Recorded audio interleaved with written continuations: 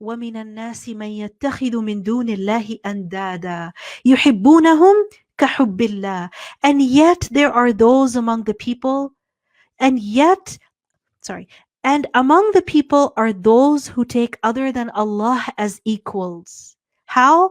They love them as they should love Allah. You see, your God is one. He is the only one who is worthy of your worship. And ibadah, worship includes love. That you adore, you have love for the one that you worship. So there are among people who love others the way that they should only love Allah. Remember that loving the creation is not wrong, but loving them as much as one should love Allah, or even more than that, is problematic. This is this is actually going to be a source of a huge loss for a person. And this object of love could be an idol, it could be one's own nafs, it could be another human being, it could be, anything. Anything that a person loves more than they should love Allah, then that love is going to be a source of great problem for this person in this life and in the next. So it is mentioned, وَالَّذِينَ آمَنُوا أَشَدُّ حُبًّا لِلَّهِ. But those who believe are stronger in love for Allah. Remember that loving Allah is a part of our iman. We're supposed to love Allah. We are required. This is something that is demanded from us, that we love Allah. لا يؤمن أحدكم حتى يكون الله ورسوله أحب إليه مما سواهما. None of you can truly believe until Allah and His Messenger are more beloved to Him than everything else. And if we were to ask, any person who believes in God, that do you love God? They will say, yes, of course I love God. Any person can make that claim. But how do we check ourselves if we truly love Allah? Because Allah subhanahu wa ta'ala is saying about the believers that وَالَّذِينَ آمَنُوا أَشَدُّ حُبًّا لِلَّهِ. They're stronger in their love for Allah. Meaning the love that the believers have for Allah is greater than the love that the idolaters have for their idols. So how do we check ourselves if we love Allah or not? And whether our love is, real or just imaginary? So when a person loves Allah, the first thing is that they give preference to Allah over everyone and everything else. Allah subhanahu wa ta'ala is the most important to that person. So what does that mean? A person will obey Allah even if that means disobeying people. A person will give preference to the command of Allah over the wishes of people. A person will fear Allah more than they fear people. Secondly, when a person loves Allah, it means that they follow the Prophet sallallahu alaihi wasallam. Because in the Quran we're told, "In kuntum tuhibbun Allah fattabi'uni." If you love Allah, then follow the Prophet sallallahu alaihi wasallam. So check yourself. If you follow the Sunnah, then that is a sign that, okay, you love Allah. And if you do not follow the Sunnah, starting with, for example, the Sunnah prayers, then there is a problem with that claim. That claim is just a claim. Thirdly, when a person loves Allah, then they get busy in obeying and worshiping Allah. Because this is only natural. When you love someone, you want to please them. Then you honor their command, their wish. So if you truly love Allah, then you will obey Allah. Then you will worship Allah. Then some of your time at least most of you, some, if not most, is going to be spent in worshiping and obeying Allah. Fourthly, when a person loves Allah, they love the speech of Allah, meaning they love the Quran. So this means that they will recite it, they will listen to it, they will reflect upon it, they will try to learn its meaning. The Quran will be a part of their life. Number 5, when a person loves Allah, then they remember Allah. They make the dhikr of Allah. Because when you love someone, you cannot help but talk about them. You cannot help but think about them. So if you truly love Allah, then you will make dhikr of Allah. So check yourself. How much do you remember Allah? Number 6, if a person loves Allah, then they will be pleased, they will be happy with whatever that Allah subhanahu wa ta'ala decides, with whatever that Allah subhanahu wa ta'ala decrees. Whether it is something related to their life or someone else's life, whatever it is. The person who loves Allah is pleased with the decree of Allah. Because you see, when you love someone, then what do? You accept you accept their choices. You say that we talk a lot about unconditional love, that if you love me unconditionally, then that means you accept me the way I am and everything about me, and you don't ask me to change, and you don't tell me what to do and not to do, right? This is what we demand from people. And وَلِلَّهِ الْمَثَلُ الْأَعْلَى, the point over here is that if you truly love Allah, then you will not object that, oh Allah, why did you decide this? And why did you command this? And why did you decree this? No. When a person loves Allah, they're pleased with the decrees of Allah. Number 7, when a person loves Allah, they're humble before Allah. They break down before Allah. They cry before Allah. They talk to Allah. They beg Allah. They show humility before Allah. Number 8, when a person loves Allah, then they love everything that Allah subhanahu wa ta'ala loves. They love everything that Allah subhanahu wa ta'ala loves. So whether it is good deeds or the things that Allah subhanahu wa ta'ala has commanded, what Allah subhanahu wa ta'ala has legislated, then a person loves it. All of it. And then number 9, when a person loves Allah, then they love the righteous. They love the prophets of Allah. They love the messengers of Allah. They love the righteous servants of Allah. They love the believers, those who believe in Allah. So check your heart. Do you have unexplained bias, unexplained animosity, irrational or unexplainable jealousy or hatred for a believer, for a Muslim? And if that is the case, that for example, a believer is mentioned and you in your heart you're like, oh, again, you get angry, you get annoyed, right? Or you have ill feeling for them, you have grudges for them, then this is a problem. Number 10, when a person loves Allah, then they are gentle and kind and merciful and compassionate towards the believers. Because Allah subhanahu wa ta'ala says in the Quran, describing a people who yuhibbuhum wa yuhibbuna, a people who Allah subhanahu wa ta'ala loves and they love Allah. So who are the people who love Allah? They are أَذِلَّةٍ عَلَى الْمُؤْمِنِينَ. They are humble towards the believers, meaning they're kind, compassionate, lenient, easygoing. Not that they're harsh and always angry and always annoyed and cut off from believers and spreading gossip about them and blocking them, etc. No. This is not the way of a person who loves Allah.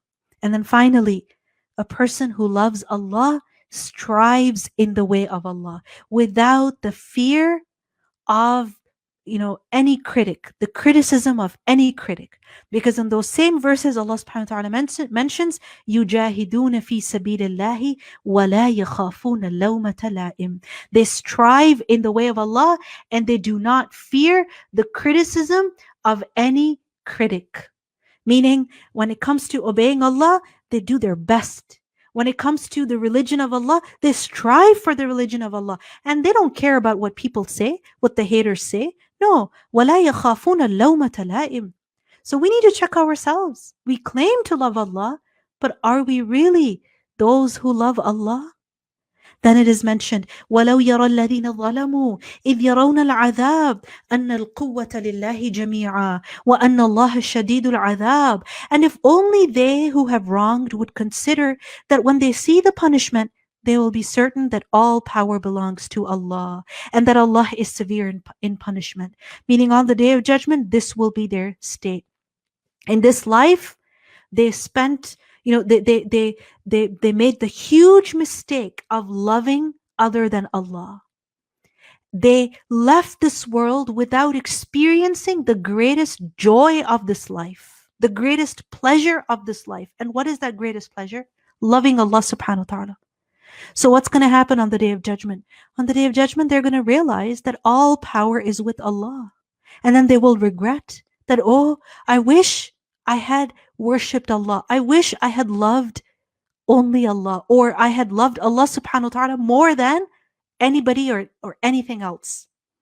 And they will realize this, especially إِذْ تَبَرَّأَ الَّذِينَ اتُّبِعُوا مِنَ الَّذِينَ اتَّبَعُوا وَرَأَوُا الْعَذَابَ وَتَقَطَّعَتْ بِهِمُ الْأَسْبَابِ. When those who have been followed dissociate themselves from those who followed them. Meaning the people that they loved will abandon them on the day of judgment. The idols that they loved, the individuals that they adored, what will they do? They will say, get away from me.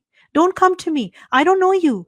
And they all see the punishment, and cut off from them are the ties of relationship. So remember, on the day of judgment, all ties will be cut off, except for those ties, those connections which were for the sake of Allah subhanahu wa ta'ala. The love that was centered around Allah. It was lillah, for the sake of Allah subhanahu wa ta'ala. In the Quran, Allah subhanahu wa ta'ala mentions, وَإِذَا حُشِرَ النَّاسُ كَانُوا لَهُمْ أَعْدَاءً وَكَانُوا بِعِبَادَتِهِمْ كَافِرِينَ. That when, on the day of judgment, when people will be gathered, then the individuals that they loved so dearly will become enemies to them, and they will deny all of their worship. They will say, no, no, you didn't worship us. You didn't love us. You loved yourself. You followed the shaitan. Don't come near me. كانوا لهم أعداء. The people they loved will turn against them. وقال الذين اتبعوا لو أن لنا كرة فنتبرأ منهم كما تبرأوا منا.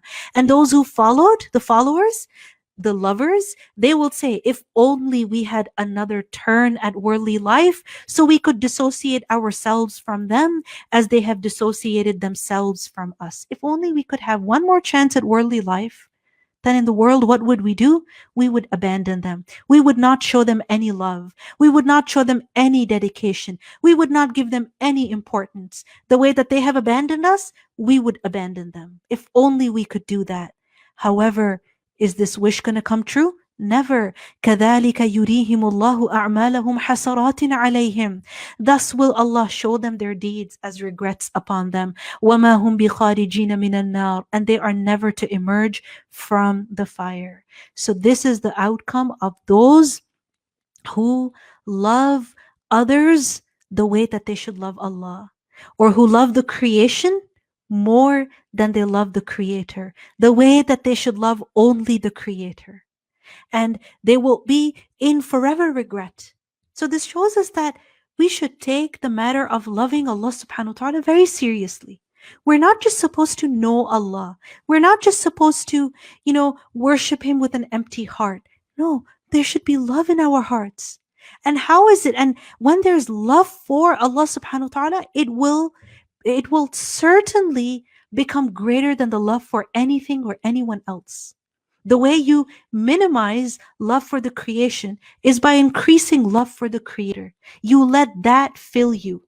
But how will that happen? When you know Allah subhanahu wa ta'ala. And one of the most effective ways of knowing Allah subhanahu wa ta'ala is by reading His book, by reflecting upon the Quran, spending time with the book of Allah, learning about the names of Allah. These are all things that draw us closer to Allah, help us, increase in our knowledge of Allah subhanahu wa ta'ala.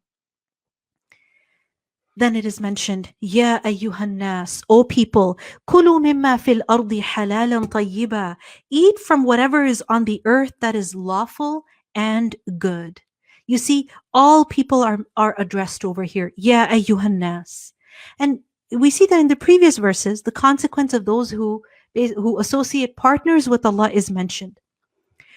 At the time of the Prophet ﷺ, in pre-Islamic ignorance, we learned that the mushrikeen, the idolaters, they would not only worship their idols, they would also dedicate their animals, their livestock, their harvest to their idols.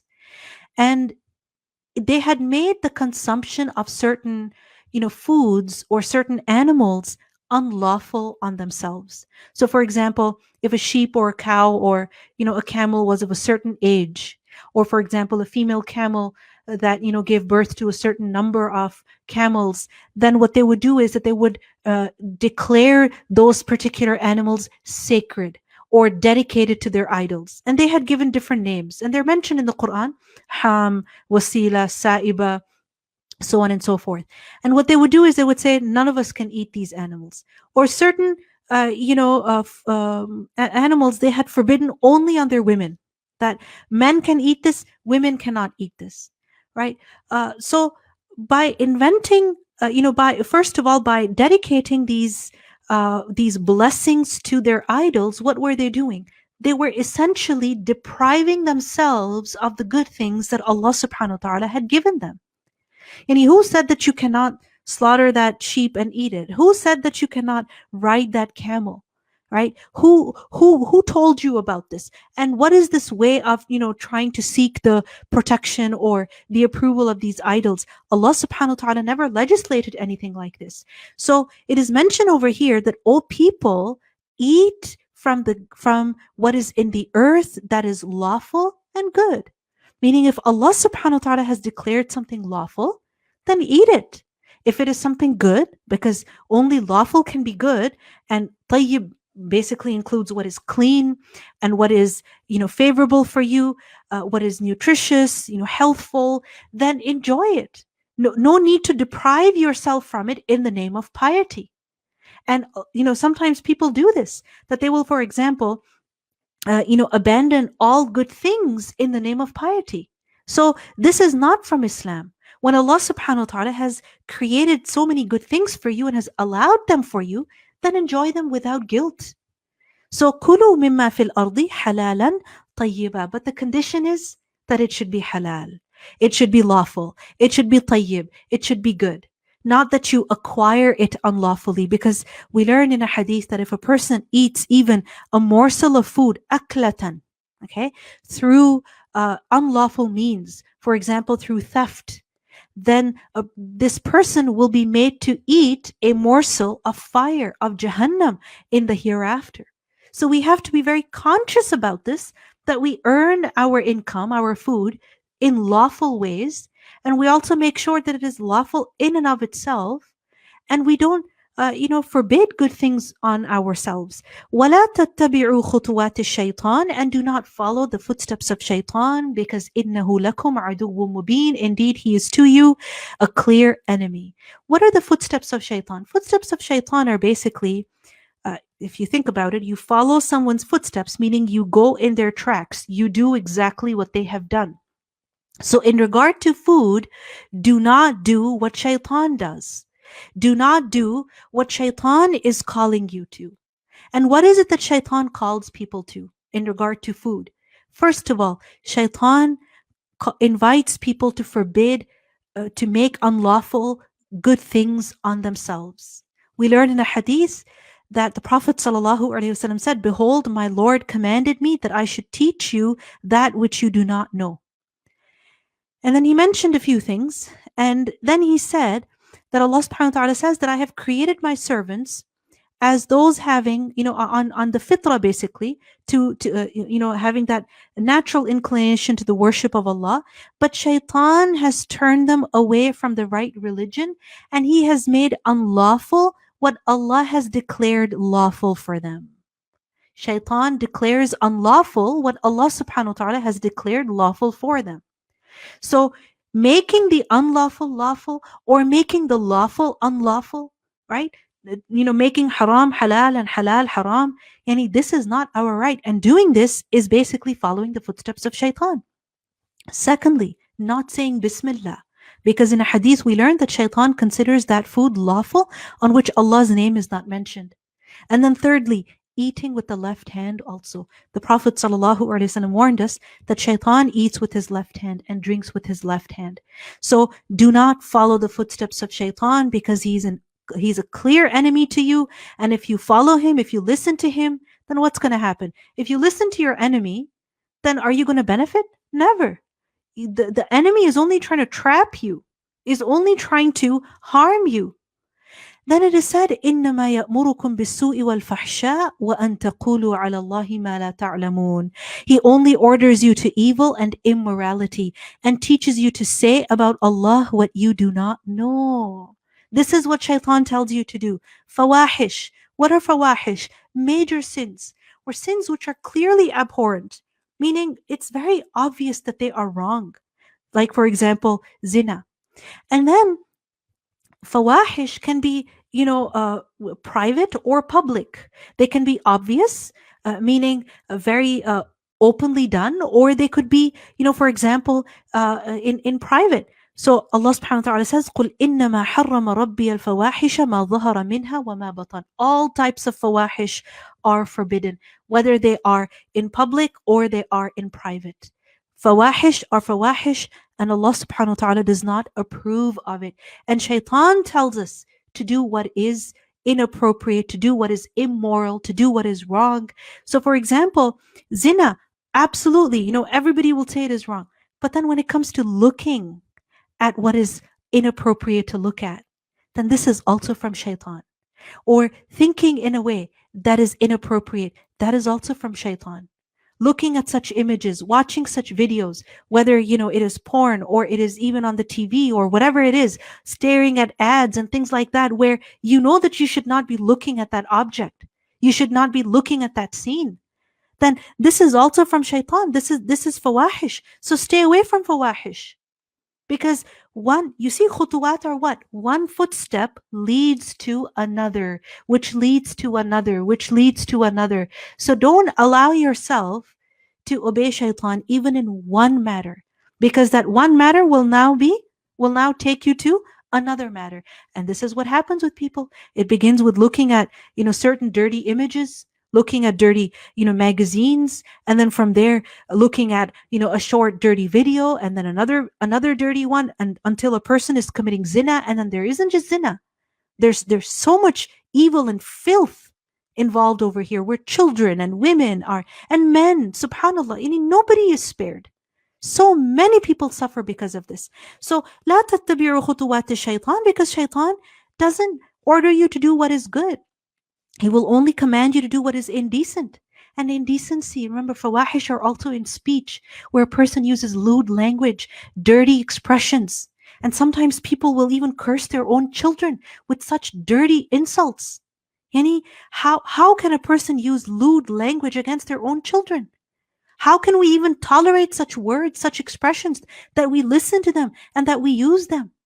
So stay away from fuhsh, whether it is in actions, or it is in thoughts, or it is in words, or it is in what you look at. Stay away from these things. Then it is said, وَإِذَا قِيلَ لَهُمُ اتَّبِعُوا مَا أَنزَلَ اللَّهُ قَالُوا بَلْ نَتَّبِعُ مَا أَلْفَيْنَا عَلَيْهِ آبَاءَنَا. And when it is said to them, follow what Allah has revealed, they say, rather we will follow that which we found our forefathers doing. Even though we know what the truth is, sorry, we're not going to change. We're just going to stick to our traditions. So it is said, أَوَلَوْ كَانَ آبَاؤُهُمْ لَا يَعْقِلُونَ شَيْئًا وَلَا يَهْتَدُونَ. Even though their fathers understood nothing, nor were they guided. Would you ever do that? That, for example, if, your ancestors had a belief that, if you get sick, then, eat something that you find very disgusting, right? Eat that for healing purposes. Would you do that? Never. If your own parents tell you, something that is wrong, right? Something that is scientifically wrong, you would never accept it. But when it comes to matters of religion, unfortunately, we never want to learn. We never want to go back to the original sources. That what does the Quran say? What did the Prophet ﷺ teach us? Then an example is given. وَمَثَلُ الَّذِينَ كَفَرُوا كَمَثَلِ الَّذِي يَنْعِقُ بِمَا لَا يَسْمَعُ إِلَّا دُعَاءً وَنِدَاءً صُمٌّ بُكْمٌ عُمْيٌ فَهُمْ لَا يَعْقِلُونَ. The example of those who disbelieve is like that of a shepherd who shouts at what hears nothing but calls and cries. They are deaf, dumb, and blind, so they do not understand. Two words are used over here, dua and nida. Dua is to call someone using a specific word, like, for example, using a certain name. And we see that even animals recognize their names, right? Meaning those animals which are trained, they will recognize. And nida is a shout. And what happens is that when, for example, a flock of sheep is shouted at, they become alert. So when a shepherd uses a certain sound that he has used to train the animals, or he just makes a certain noise, then what happens is that the animals become alert, right? And they do gather together, they do come together. And yes, they do listen to, the shepherd, but they don't always know what they're being called towards, right? They don't know that the shepherd is only gathering them, only calling them in order to take them to the slaughterhouse. They have no idea. So just like that, there are people who will follow their forefathers without even thinking about what they're being called towards. They will follow their, traditions and their culture without even paying attention to what is it that they're being called towards. Are they being called towards paradise, or are they being called towards the hellfire? Are they being invited to something that will bring them reward or will bring them punishment? And this is something that we really need to take seriously. That especially when it comes to the matter of religion, when it comes to the matter of worship, then we, with all due respect to our ancestors and our traditions, we have to go to the original sources. What does Allah subhanahu wa ta'ala say? What did the Prophet sallallahu alaihi wasallam say concerning this matter? Not that we just, hold on to the ways of the people before us, meaning our family, our ancestors. This doesn't mean that they will always be wrong. No, only in matters in which they are wrong. Then we respectfully disagree, right? We respectfully, move towards what is better for us. For example, if you are a believer, you strongly believe that an iPhone is good for you, but let's say your father is very passionate about Android phones.